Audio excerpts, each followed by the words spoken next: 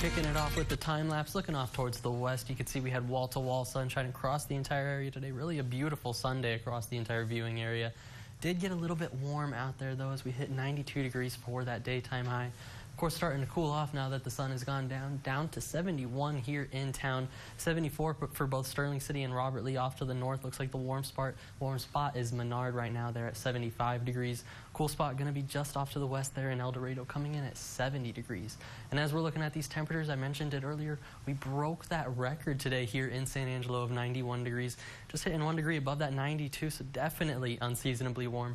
Joined us El Paso today as well, coming in at 91. They beat their record they set back in 1979 of 87 degrees, and down in San Antonio, only 1 degree off from their record down there. But relief is in sight. Already in the Pacific Northwest right there, we're already seeing that upper level trough starting to work its way in, and by the middle of the week, that's where it starts to push across the central United States, pushing a good cold front across Texas, and that's going to increase our rain chances, bringing in cooler air as well. And then going into the weekend, we're still going to have this unsettled pattern where we could still see some more of that rain working in. Here on the moisture tracker, it outlines it pretty well. Over these next couple of days, we get some strong southerly flow, see that moisture return from the Gulf, but then by Wednesday, we see that strong gradient set up across the entire central United States, stretching from the Concho Valley all the way up through the Great Lakes. That's that cold front working through Wednesday night, and that's where we're going to see those temperatures start to drop, and then, of course, more rain back into the area. Currently already seeing that moisture working across California, and then across the Four Corners region, and then over the Rocky Mountains there. That's that moisture working in from that tropical remnants and then working with that upper level system.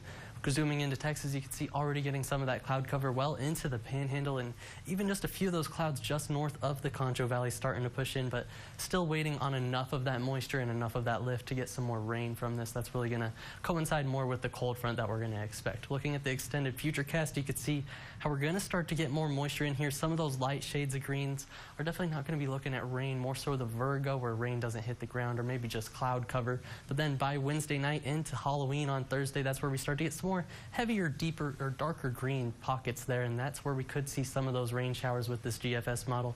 That's going to push into Friday as well, where we see more and more of that moisture working in, and some frontal overrunning could set up, bringing more rain into the weekend as well, is what we're going to be looking at going into that Friday and Saturday, of course. And then the other thing we're looking at is the winds setting up for this low pressure system. This is tomorrow. You're already seeing 15 to 20 miles an hour tomorrow afternoon, picking up towards that 25-mile-an-hour mark. So definitely want to tie down any decorations or loose objects outdoors going into Tuesday. That could pick up even more up towards that 30-mile-an-hour mark, and then going into Wednesday. Still going to be pretty windy, but it's going to start dying down Wednesday afternoon to about that 15-mile-an-hour mark, but still pretty windy there for Wednesday morning and then Tuesday night. So for tonight, the winds are starting to pick up about 10 to 20 miles an hour, down to 63 degrees is what I'm calling for here in San Angelo. Tomorrow, getting up towards that 89-degree mark, winds picking up towards 25 miles an hour. And here's a first look at that Halloween forecast. Looking about 73 degrees or so for during that trick-or-treating time. Going to be pretty cool and could see some isolated showers around the region.